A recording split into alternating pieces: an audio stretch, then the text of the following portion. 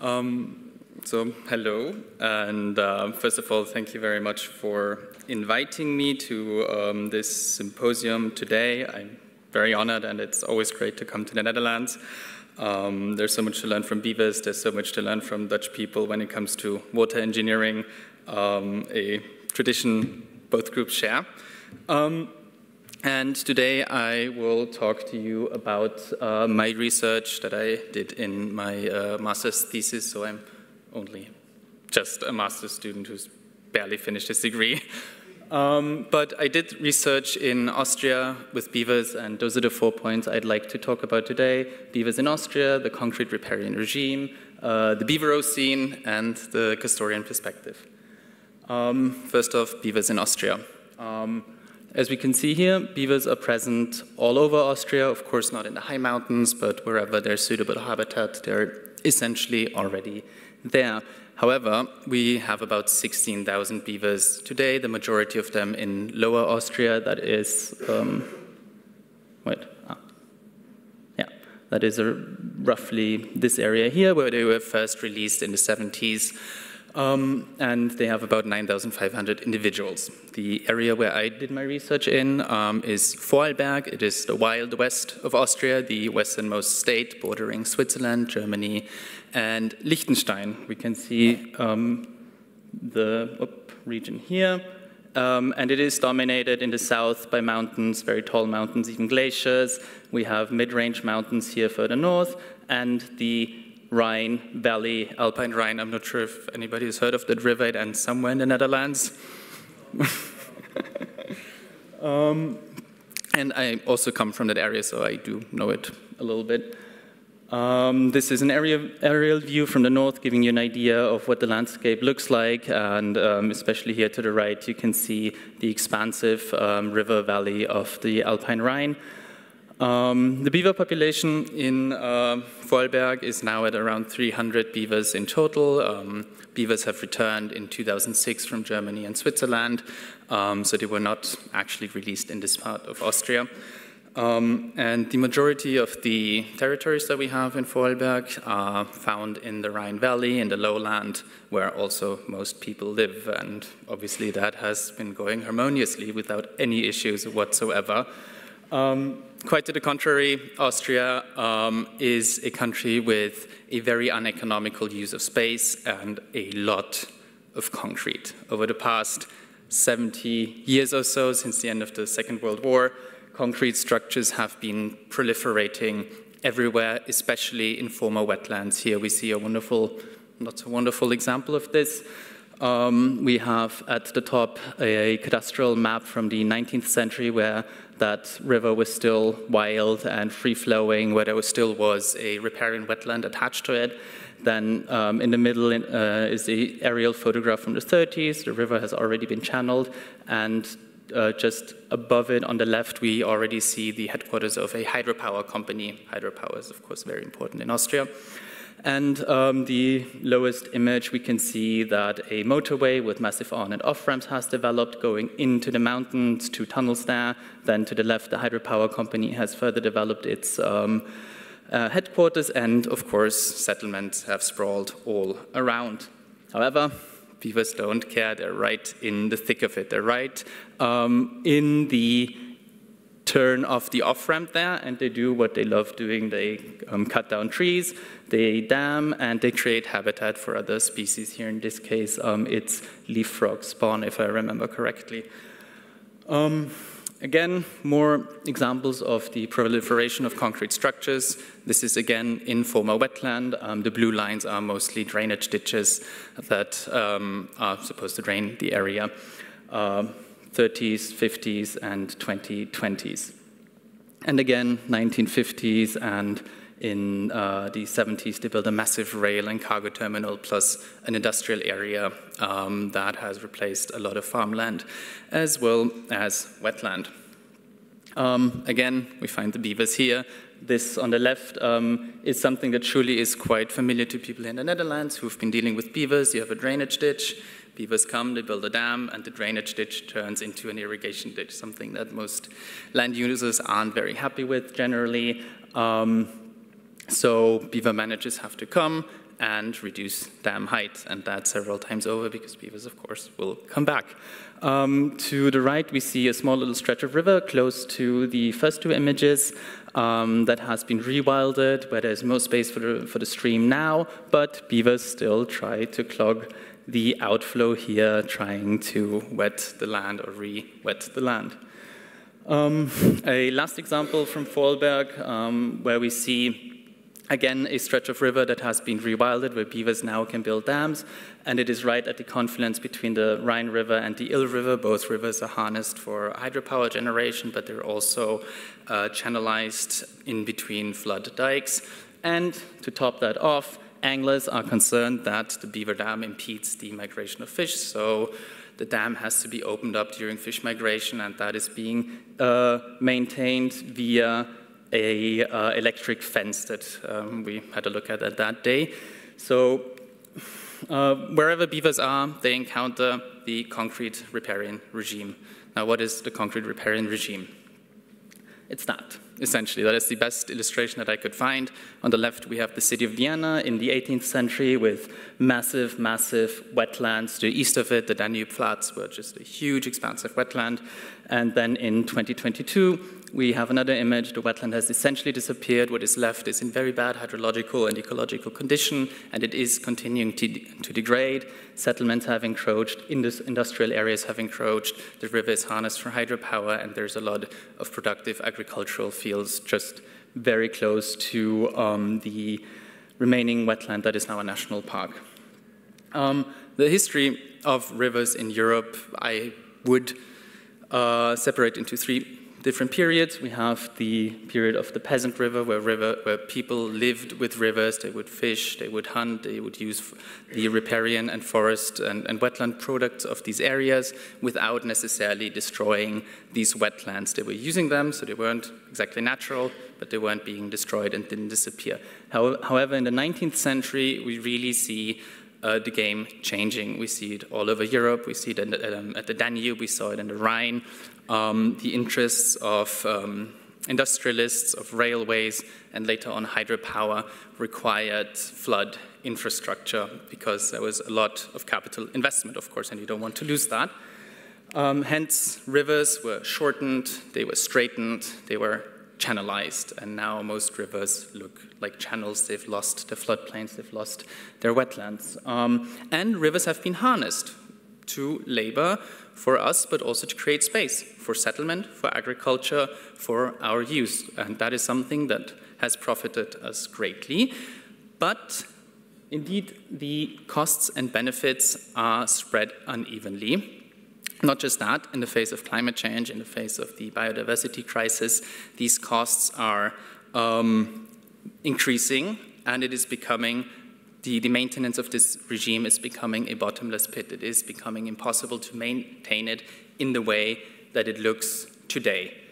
And so with the concrete riparian regime, we also have a situation where wetlands are some of the most destroyed and most deteriorating ecosystems that we have, although they're some of the most valuable ones, both in terms of beauty, but also in terms of ecosystem services. And so we unfortunately also have the situation where the reclamation of land has led to, especially in Austria, very wasteful land use, and now 50 to 100 years after these reclamations, land is scarce again. There is no space, but we desperately need space, not just for beavers, but for rivers in general. Here we have a quote from the IPBES report. It's just the drivers of the crisis of freshwater ecosystems. And now back to Austria. In Austria, we have in total 32,000 kilometers of rivers. It's a little less than in the Netherlands, I think. About a third of them, 9,700 kilometers, are very heavily modified. They're in bad ecological condition. 44% of these rivers need desperate improvement. And now we have to compare finances a little bit, right? 300 to 400 million euros a year are being spent on flood infrastructure in Austria, just to maintain the system as is.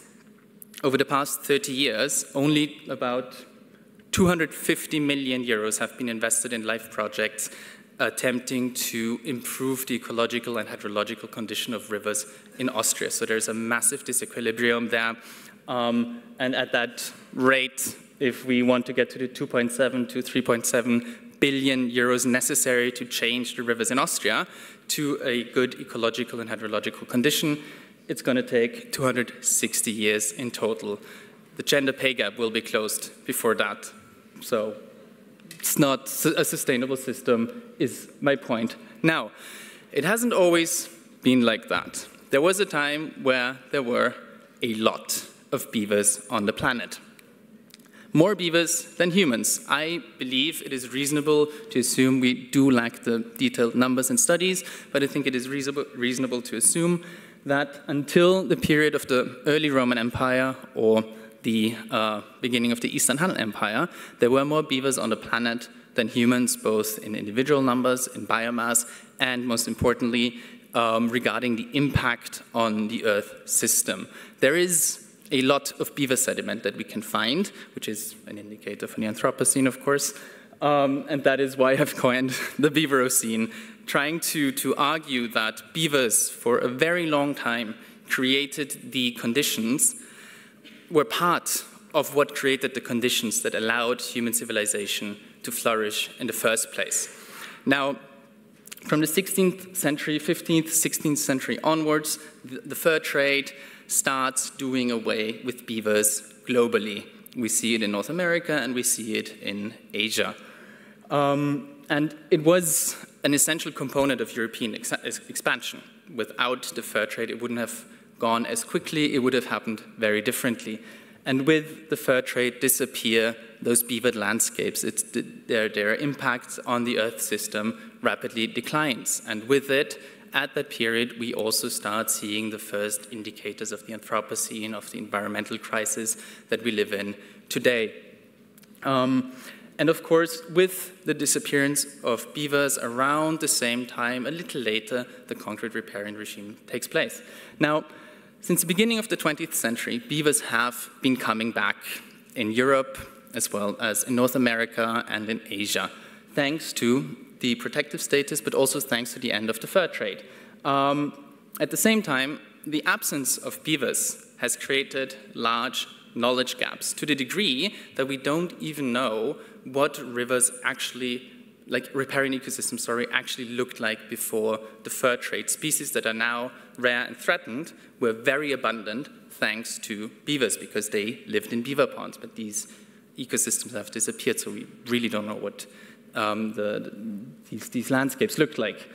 And now, in the period in the 20th century and early 20th century, 21st century, beavers have been undergoing a transformation from a commodity, from fur, to an object of conservation.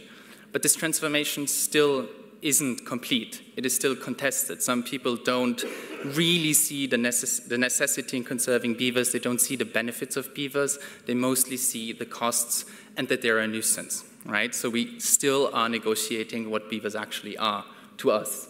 And of course, the political ecology of the concrete riparian regime continuously creates conflicts between beavers and humans.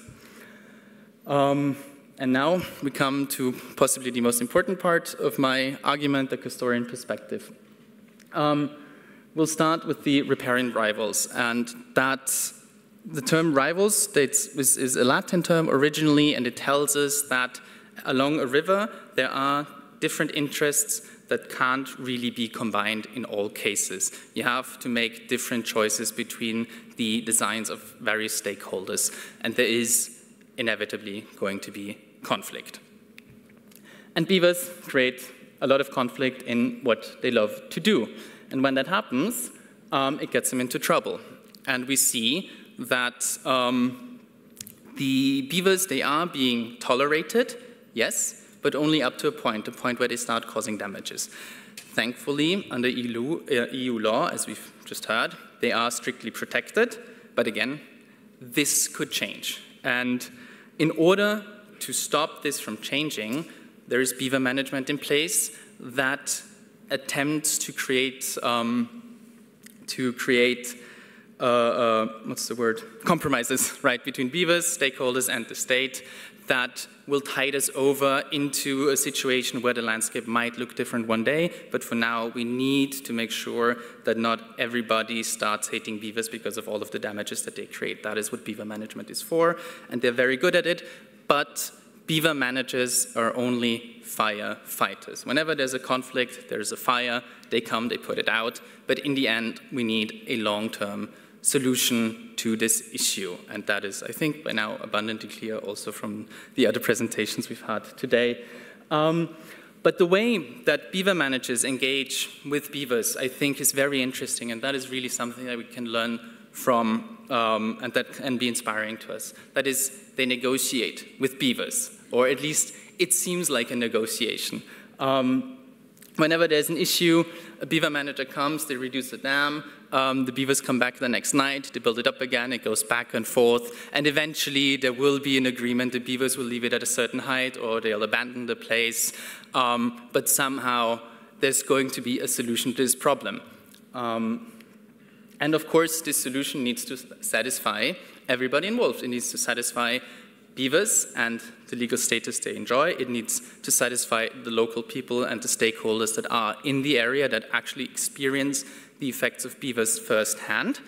And it also needs to satisfy beaver managers, because most of the beaver managers are very passionate about beavers and they don't like killing beavers, and they'll do everything to avoid that. And I think that is very important and very inspiring, because as soon as we abandon the notion that our first solution to problems with animals is to shoot them, then we must perforce enter into an understanding that we are negotiating with them, that we have to engage in a give and take. And this give and take requires us to see that beavers will always surprise us, and beavers will always have a mind of their own.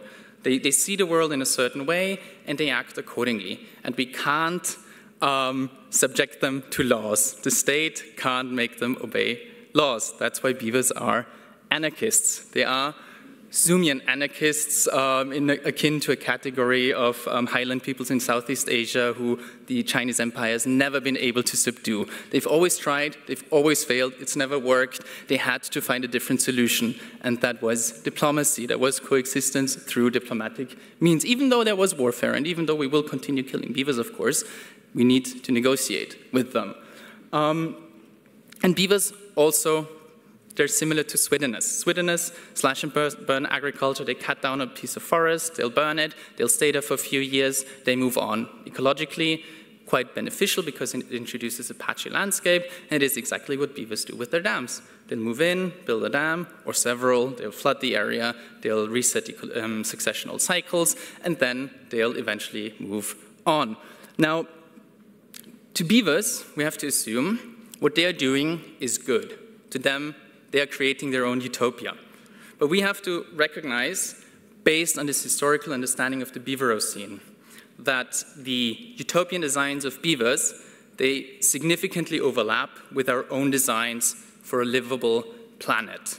And we need to acknowledge that and incorporate that into the ways that we design and plan our landscapes. And the goal here is a resurgent riparian regime where the Beaverocene can resurge, where a lot of ecological functions can resurge, and where we as humans also will be able to thrive.